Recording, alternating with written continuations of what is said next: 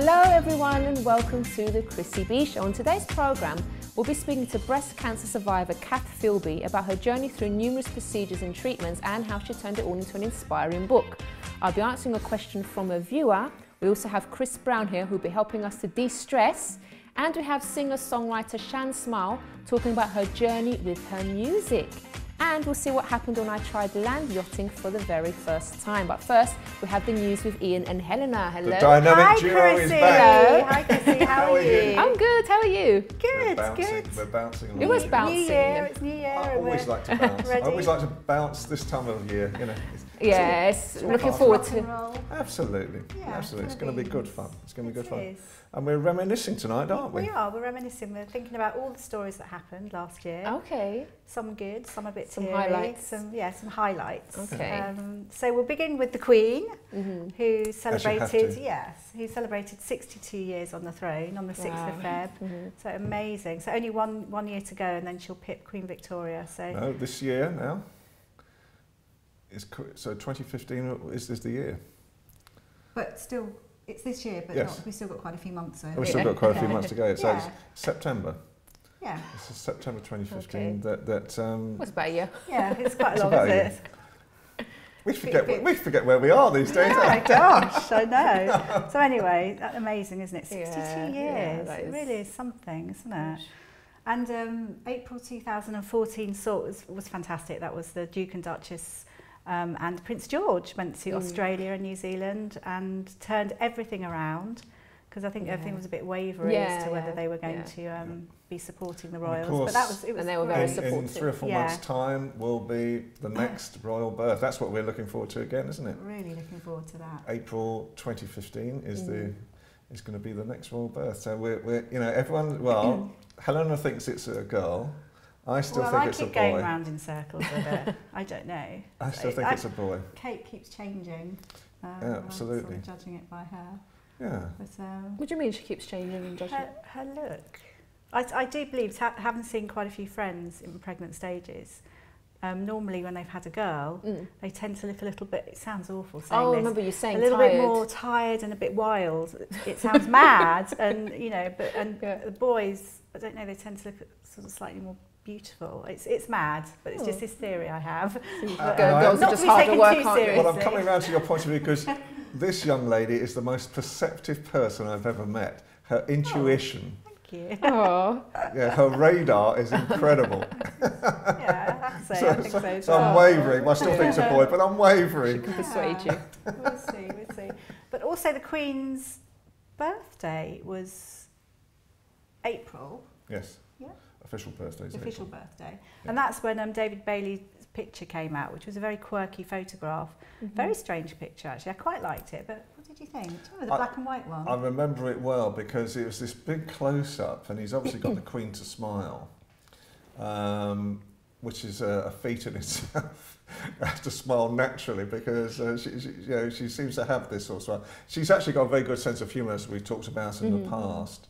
But you have to sort of find the right type of, I suppose, earthy humour to actually sort of make her sort of belly laugh, and he'd obviously got to really sort of laugh out loud. It was quite caricature-y, wasn't it? It was, Which is and unusual. we did a lot of work Okay. on that, didn't we? We talked to people all over the world on that particular picture. So it really did. It was one of the first pictures that really showed the monarch in a really natural smile for years. I think. Do you think that sets a precedent for this year about sort of raw photography?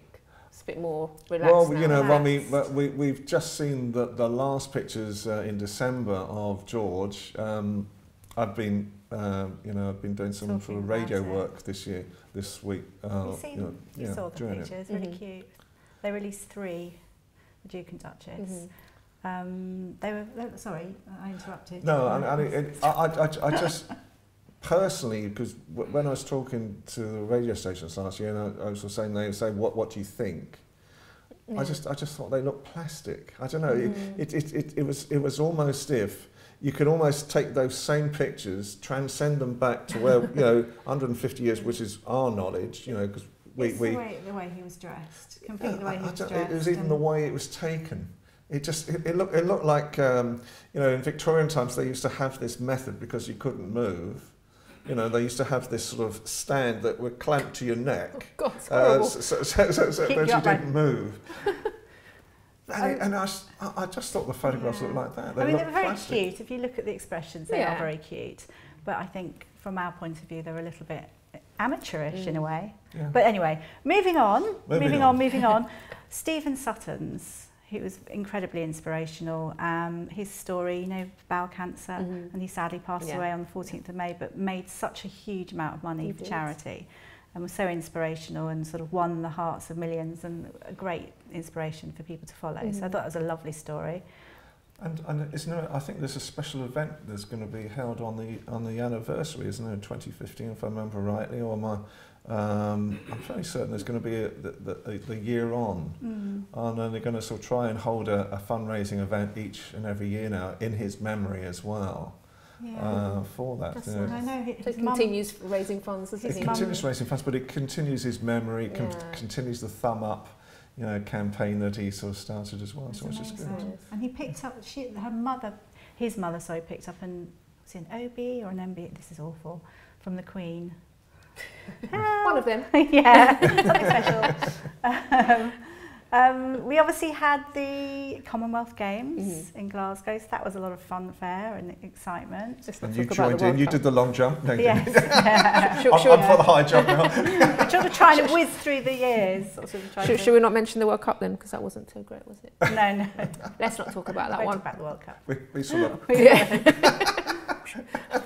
we missed slightly earlier because obviously Prince George celebrated his first birthday, and that's when the pictures were released of him in the butterfly exhibition in the British History Museum, and they were quite nice animated shots. Yeah. They were slightly better than some of the pictures that they were we taken by a commented press on. photographer, so still there's some lacking. That's right. Yeah. And July to August was the ALS Ice Bucket Challenge, because that went on for a long Did time. you ever do it in the end? No. You were supposed to do it. No, You kept very quiet. And we challenged you as well. No one challenged me. Who did you challenge me? We did. We challenged you. Did you do it? We didn't. You can't challenge someone if you haven't done it. I thought you were okay. challenged. Were you not? Someone mentioned it, but they didn't sort of follow through. Okay. I don't know what happened. But it was that we saw lots of different people. We saw lots of famous people in Hollywood. Everybody entered into it, and it was absolutely fantastic cause. I think it was for ALS, but then people were given to various different charities. So that was very good. And then I think something that was a huge impact was obviously Robin Williams' death. That was really unexpected, and that was in August the 11th. But a huge amount of good came out of it as well, and I think people suddenly were speaking about depression, and different organisations were being set up, and lots of talk on addiction, suicide and mental health. So that surge, in a way, it shows how some sadness can create positivity. It just shows how depression can hit anyone, no matter who you are, your background, that was really, nationality. It's really something. I think Ian was really affected as well, because he was your age, so you sort of... Yeah, I mean, he was exactly my age as well, so it's... You know, it makes you think, doesn't it? You know, I mean, it made me realise last year as well that you've got to take care of yourself in all areas of your life. You know, that's so important. So, you know, I've changed all sorts of things in my life now, in my personal life. You started your healthy fitness regime. And you're continuing it. Oh God! Well, the only thing was we both went to a photography exhibition on Saturday.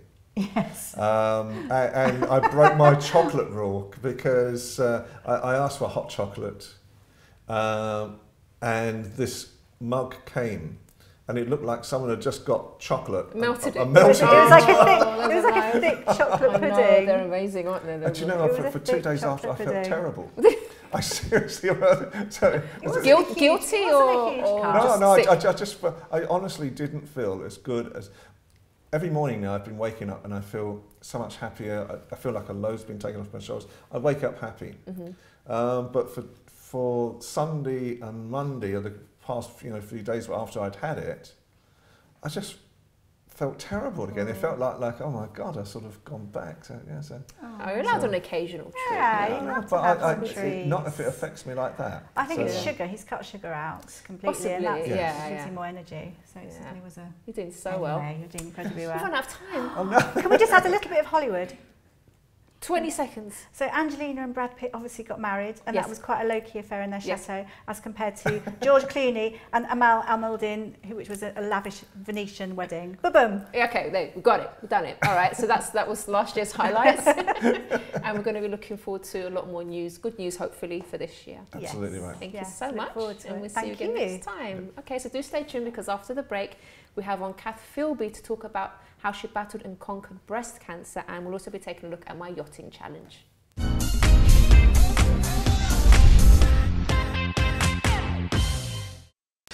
Don't forget to subscribe to the Chrissy B Show, always aiming to show you the happier side of life.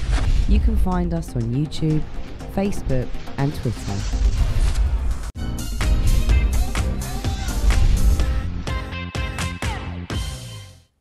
Welcome back to the show. Now, before we say hello to Cath Filby, let's take a look at me land yachting for the very first time. Hi everyone. I'm in Kent today with my friend Grazzy here, and we're going to have a go at some land yachting. Now, the reason I'm speaking like this is because I'm absolutely frozen. It's raining, it's very windy. I know we don't look gorgeous at the moment, but never mind, we're on a challenge. So we're going to give it a go. Haven't done this before. You haven't done this before, have you? No, not at all. Okay, so it's new for both of us. So let's see how we do.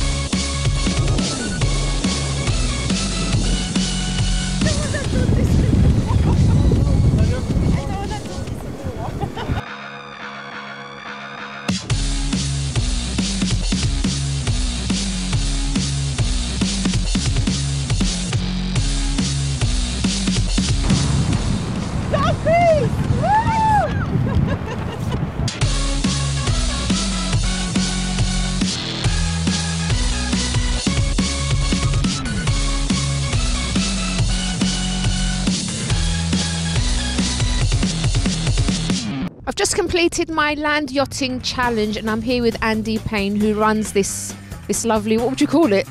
Fishes Land Yachts. So how did this idea come about? I used to race kite buggies, and then had a few health problems and got into teaching, and this was just so much easier. As you can see, how long did it take you?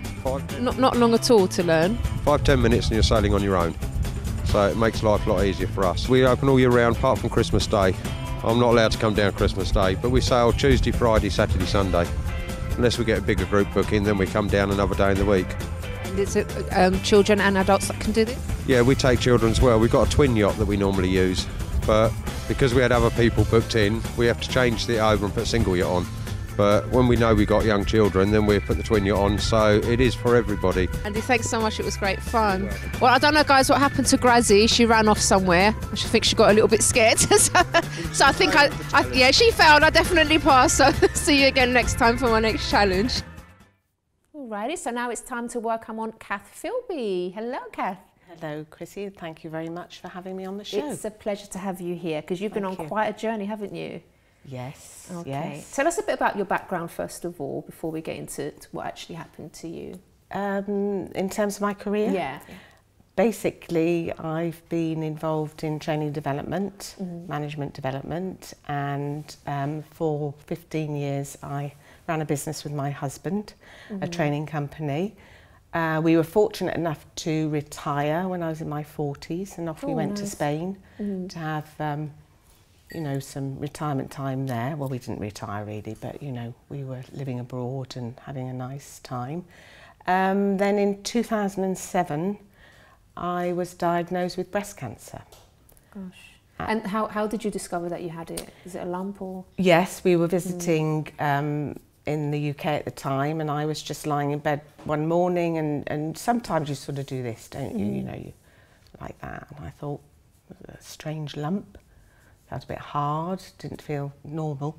So I said to hubby, you know, can you have a feel, see what you think? And he said it doesn't seem as though it's a good lump. You know, you better, it was hard, it didn't move at all. So it took me about 6 weeks to get it checked, because we were over for a funeral. So we were involved in all sorts of things to do with that. And I would like to say to the ladies and the gentlemen out there, get your checks, make sure you have your mammograms and all your checks. Had you been having that before or not? Yes, I had regular mammograms, regular checks, but I'd missed the time that I should have had it that year, because we were travelling. So I went back to Spain, got it checked, and I had to have a biopsy. So within a fortnight I found out that it was breast cancer. And what went through your mind when you found out, Cath? Absolute devastation, because I'd always thought that I'd lived quite a healthy and relatively decent, you know, existence in terms of exercise, looked after my diet. You know, I didn't feel that I overindulged in any way. Had a pretty stressful time, because we lost our son when he was 17. So, but you know, we'd moved on, and as I say, we ran our business, which was busy and successful. But no, I was absolutely devastated, as was all our family. You know, you can imagine it's not just the person who has the breast cancer that suffers, it's the whole family and the friends that you have around you, really. And you battled it for, was it 7 years, or was it? Well, 7 years ago I was diagnosed, so they talk about remission, so I like to talk about recovery. So the treatment I had was the standard orthodox approach, the chemotherapy. I didn't have to have radiotherapy, because I'd decided to have a bilateral mastectomy. Then I looked at, to try to combat the fears that I was experiencing at the time, I decided that I had to help myself. I had to do something positive.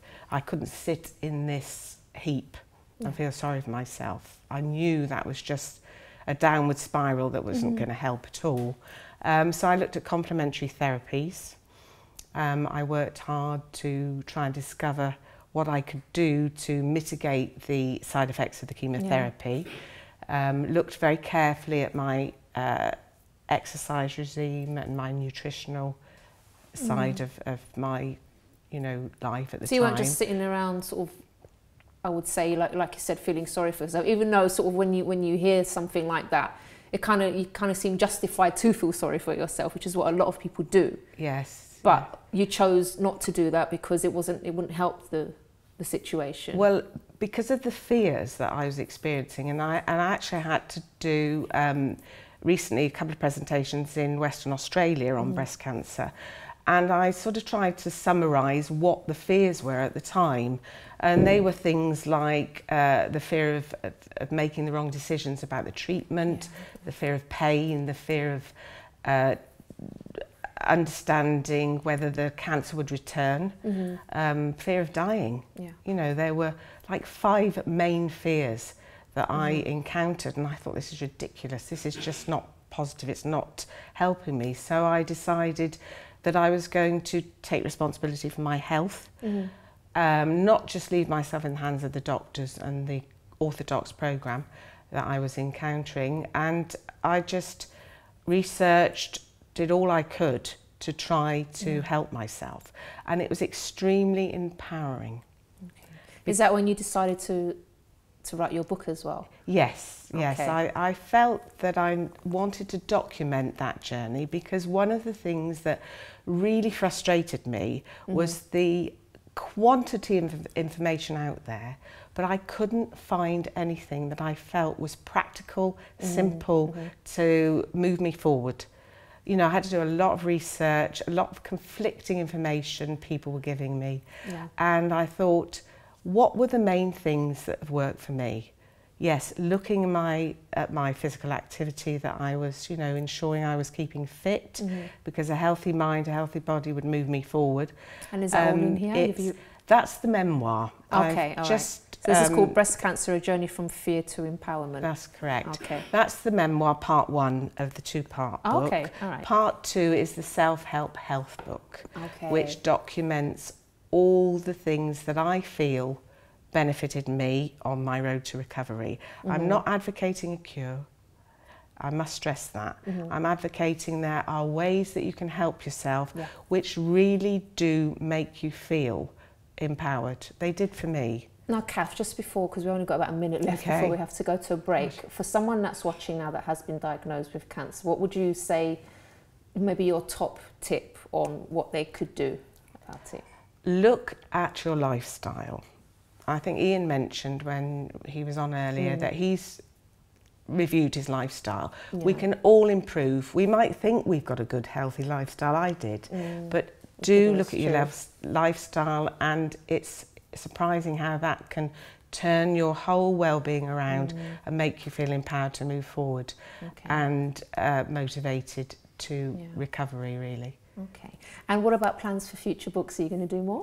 Well, I'm working on part 2, as I say, which is going to be a very practical book. It's not going to be, in the sense, a written book. It's going to be inserts that people can use on particular nutrition, going shopping, what they can buy in the shops to improve their diet, how they can help themselves in terms of chemotherapy, and what things will ensure that their liver and their kidneys are not too impaired by the you know, the medical protocol, really. Just before you go, Cath, what do you love about life? My husband, my children, and just getting up in the morning and thinking today's another day and what exciting things are going to happen. I didn't know I'd meet you, Chrissy, did I? Oh, my love. Well, I'm so Which has happy been very you're nice. here. Thank You've you very been much. wonderful, and all the best with all your writing. I'm sure you're going to make a huge impact on people's lives. Thank you very much indeed. Thank you so much, Cath. Okay, dokie, I'm so upset we've run out of time. The time does fly on this show, doesn't it? But do stay tuned, because after the break, we'll be getting tips on getting rid of stress with Chris Browne in our self-development clinic.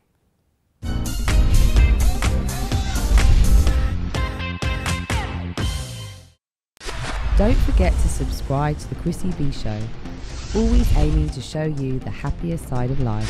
You can find us on YouTube, Facebook and Twitter.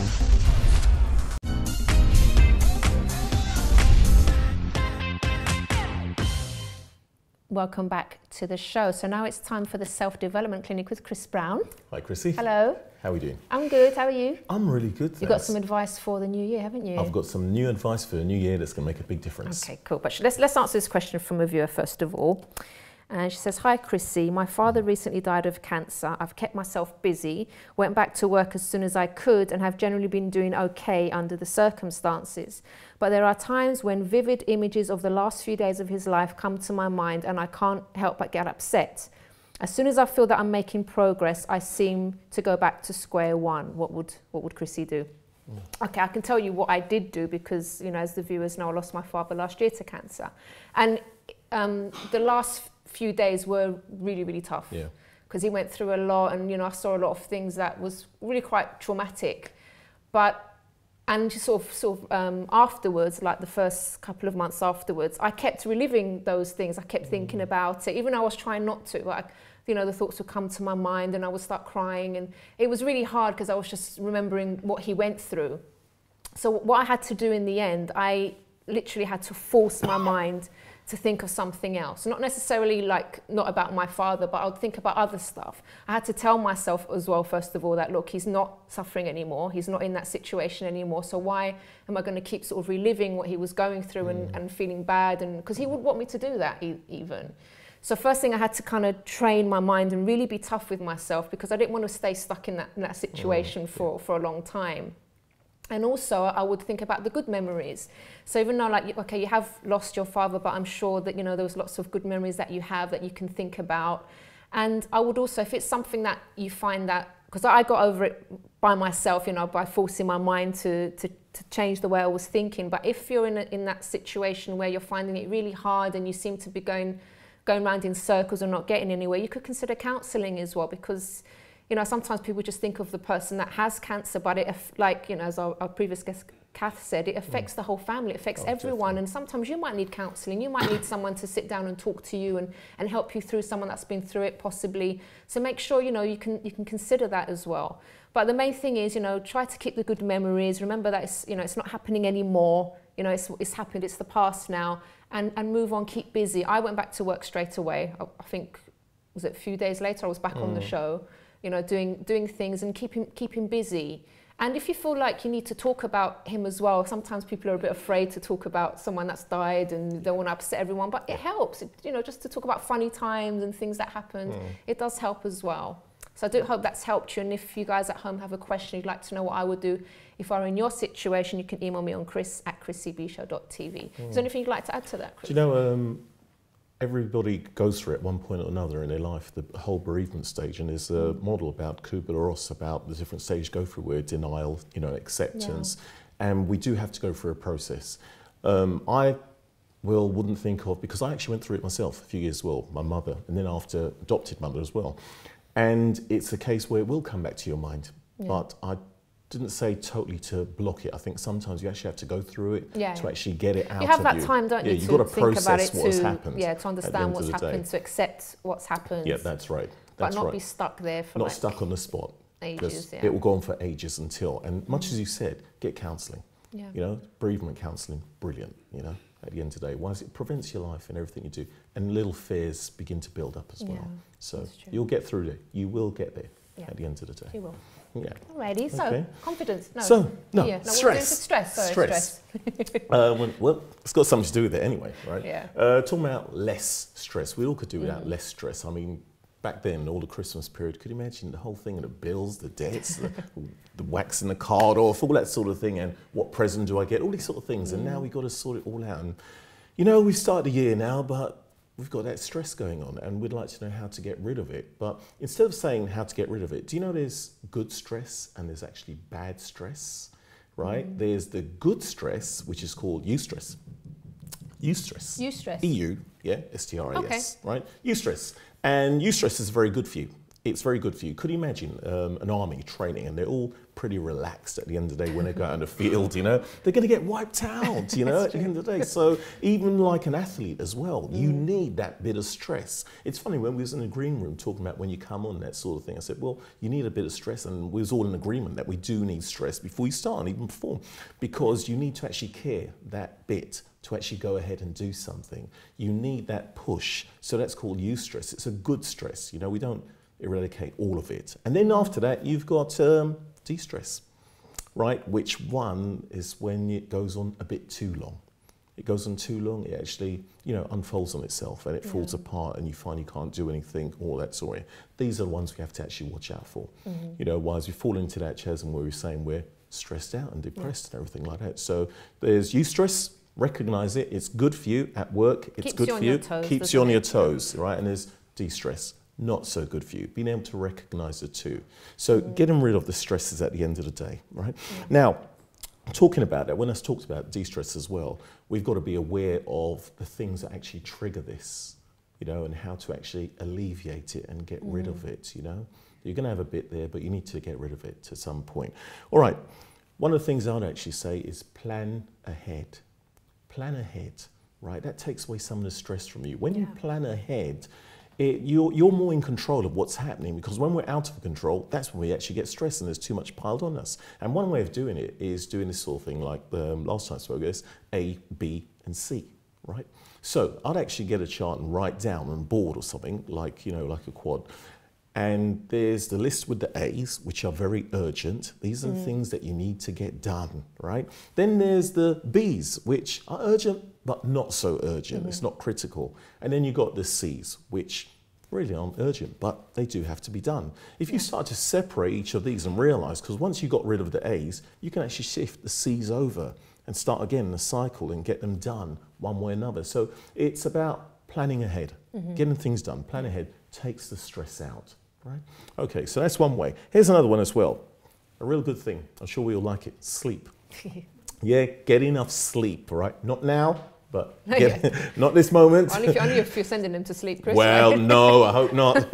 Right, but Sleep is really good for you, you know, it revitalizes the body, gets the brain going at the same time. And some people, there's this saying that you need like 7-8 hours. Some people actually get by with just a bit less than that. It depends on the individual, their lifestyle as well, how they can actually do it. It is better to have the 7-8 hours. There's that hormone I was talking about, which is HGH, human growth hormone, which actually revitalizes the body, helps you keep your cells younger as well, you know, produces more in you. So it's really important to make sure you get enough sleep as well. You know, when people are going through certain stressful situations, they say, oh, I can't sleep at night and this sort of thing. And it has a cycle, it gets worse and worse and worse. So it plays your nervous system as well. You get a bit irritable and all these sort of things. So sleep is really important. Being able to relax, you know, not only talking about sleep, just in the day, being able to sit still and relax for a while and calm your body down. Yeah. And it's hard sometimes, like you're saying, because when people are stressed, they find it hard to sleep. But then you sort of have people taking they're in bed with their iPads and their phones and looking through emails and stuff. You won't be able to relax your mind like that, because we had a sleep specialist on once, and she was saying that's the #1 sort of thing that people do wrong, that aren't sleeping well. They've just got their things around them all the time, and you need to have like nothing, no phone, no iPad, nothing around you. Even a TV in a room as well. It's good to have a bedroom without a TV in it at the end of the day. Sleep. Yeah, it's funny talking about, you mentioned that, I did a little bit of research, and I remember this whole thing you said about having the iPhone and everything around you. Not only that, you know, that thought that you've got to get up and do what you've got to do and all that. Not only that, just having them in the room while you're sleeping. Do you know they emit certain waves? But I'm not going to go too deep into that. Oh gosh, that actually keeps you, it's really quite deep. It'll take a long time to explain that one. So, you know, clear the room, all right. Okay, so here we go. Ultimate stress busters. Exercise. Yeah. Really good. Totally agree? Yes? I do. Ultimate stress busters, exercise. Good one, swimming. Another good one. See, these don't cost much. Walking, running, you know. The other one as well, that same thing I was saying, just sitting still, deep breathing, taking care of the self at the end of the day. Deep breathing is really good for releasing tension and stress. Find out how to do it. Yeah, I recommend that. If you couldn't get up and go walking or anything like that, there's always other ways. Yeah. Okay. Last one. Monitor your intake. And when I say monitor your intake, it could be two ways, right? One, the foods that you eat, right? People get stressed and they say, oh, I've got to have a cup of coffee. Hey, not the best one. Not the best one. Or if you're a smoker as well, I've got to go and smoke. These things actually play on the body and actually give you more stress. They weaken your immune system. The caffeine in it as well, the teas, the coffees, these things cause more stress, so it's repetitious as well. Now, in saying that, good intake, chamomile tea, calms you down. I live by that. Chamomile tea, nighttime, what do you want? Is that your favourite? Chamomile tea, semi-sleep. Not before the show, never chamomile tea before the show, Chamomile tea is really good for you. Another one is bananas as well. These help you relax as well, slow release, very good for you. Now, when I talk about intake, not only that sort of intake as well, monitoring, right? What I'm talking about is being able to actually offload some of the work that you've got, being able to downsize what you actually do. Be careful about it as well, because that causes part of it. It's true. So it's very important. But you have to be realistic about what you can do, what you can manage, because then it's too much. We've run out of time. We have. Just in time though. That was the last one. Thank you for de-stressing everyone. Okay. Obviously, we've got to do, what we have to do. Yeah. Right. Very much so. Thank you very much. All right, we'll see you again next time, Chris. Thank you. Bye-bye. All right, so do stay tuned, because after the break we have Shan Smile, and she'll be joining us to tell us all about her journey in the world of music.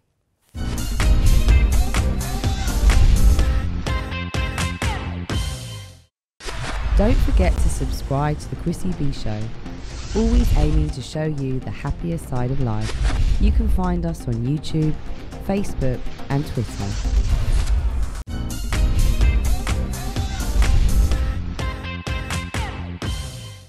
Welcome back to the show. Now it's time to welcome Shan Smile. Hello, Chrissy. Hello. Hi, how are you? I'm good, thank you. How are you? I'm great. Glad to be here.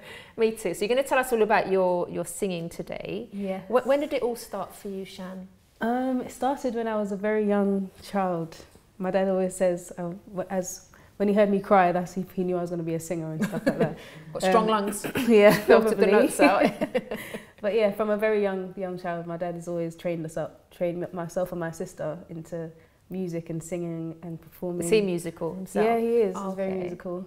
All right. Very musical. So was that always your dream then, from when you were to do that, or did you have other interests that maybe you sort of? wanted to pursue? Music is like all I've ever known in a way. I do like other stuff like video editing and normal day-to-day things, cooking. Yeah. That's good. You need to be able to cook.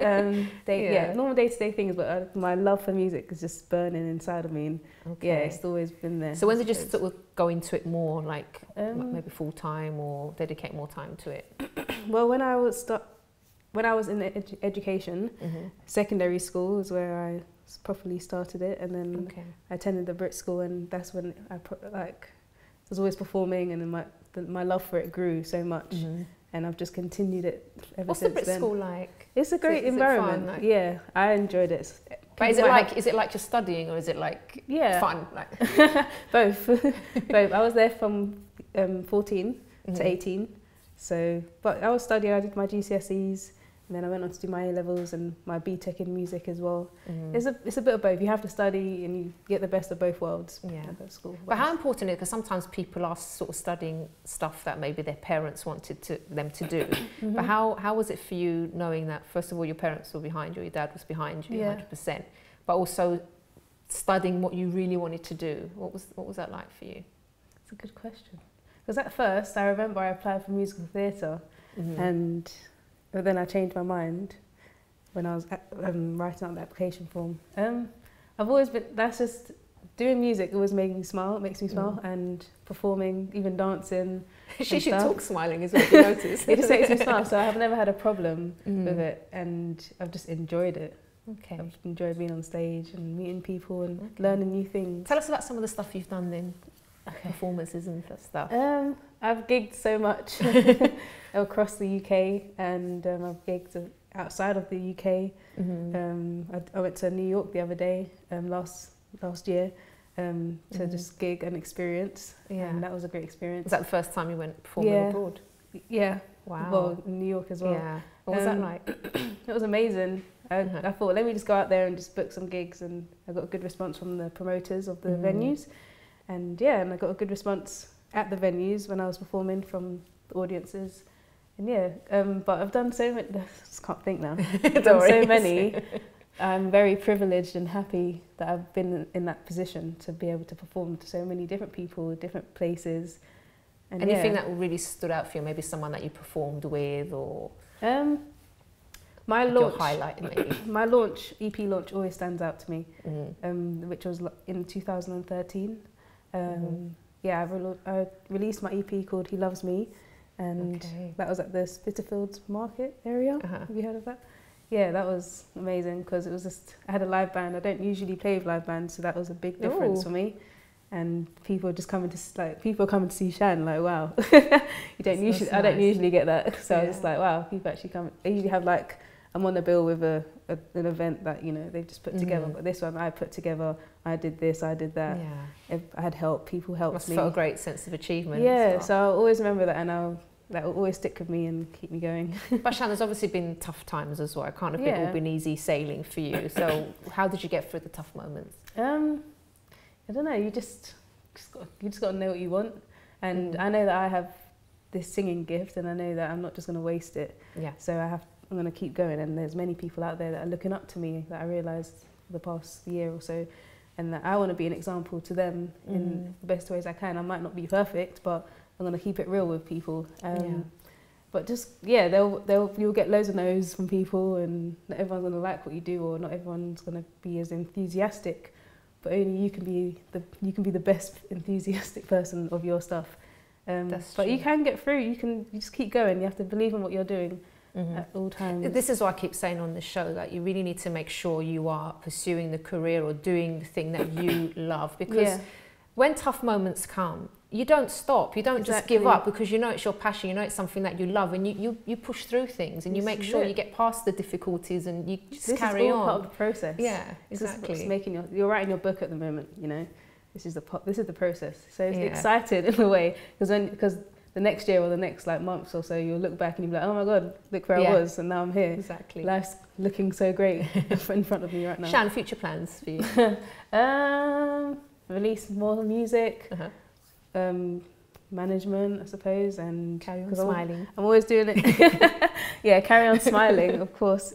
encouraging people as well, Yeah. helping anyone that I can, and if they ask for my help and stuff. That's great. And yeah, work management. I like help manage a reggae band called Reggae Icons and stuff. They're like just doing different things because I love management side of stuff as well. That's Wow, why I you're busy, studied at aren't you? university. You've got a lot of stuff on. Yeah, I like Okay. keeping busy. What will you be performing for us today? I'm performing an original song written by myself called Fly Away. Okay, what's it about? Can you give us a little... It's about just, you know, when you're in that frame of mind where you're kind of content, but you're just like, you just want to get away in a way, and you just want to experience something different in a way. Right. So we're going to hear it in just a moment. Shan, it's been a pleasure speaking to you. Thank you very much. And we're going to see you in just a moment. Okie dokie. So do stay tuned because we are going to hear Shan sing in just a moment. But if you want more information about anything that you've seen on the show today and also about our guests, you can visit the website chrissybshow.tv, and you can also email me on chris@chrissybshow.tv. But now it's over to Shan with Fly Away.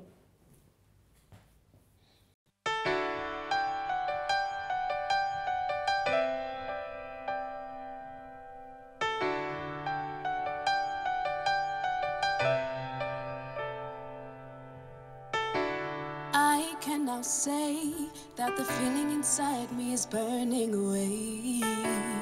It's moving swiftly through my soul.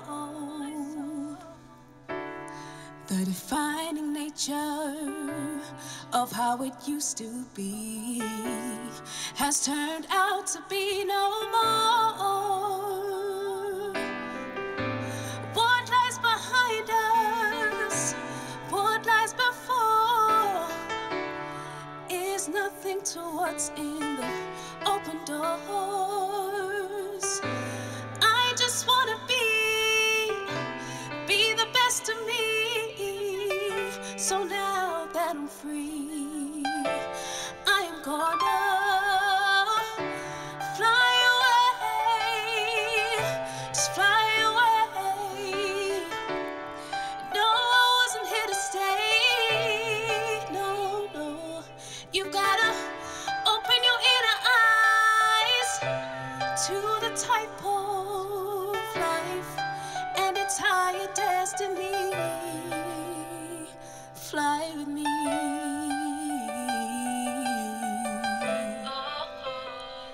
Fly with me.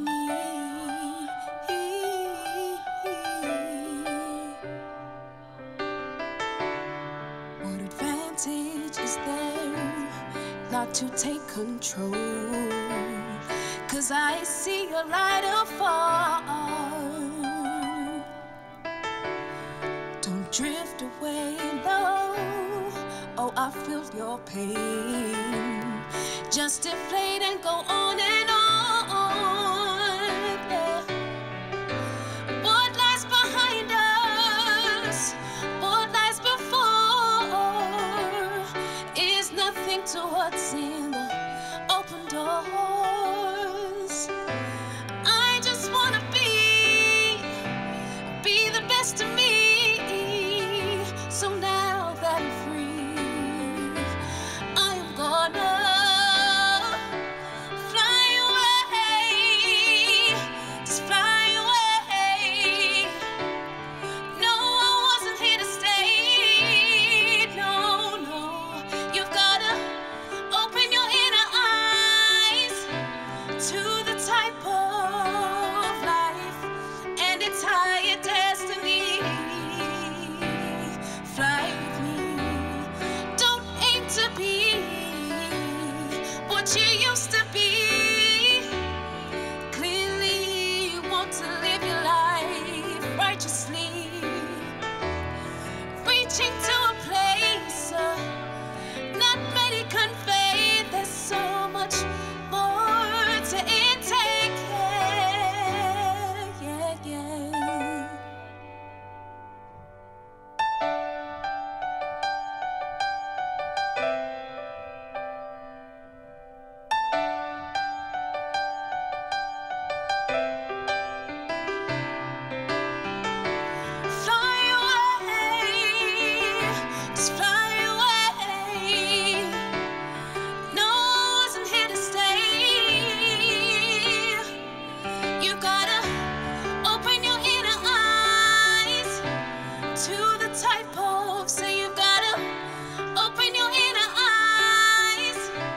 to the type of, say you've gotta open your inner eyes to the type of life and its higher destiny.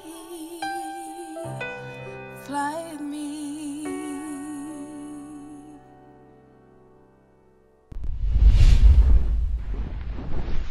Take a look at my visit to the South Back Centre Winter Festival.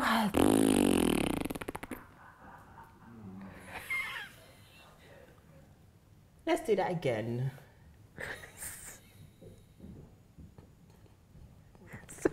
I'm so sorry. That was so ladylike, wasn't it? Yeah, not very ladylike, but you had to get it out somehow. This is the frustration I'm feeling with. Hi. Let's try again. Yes, please.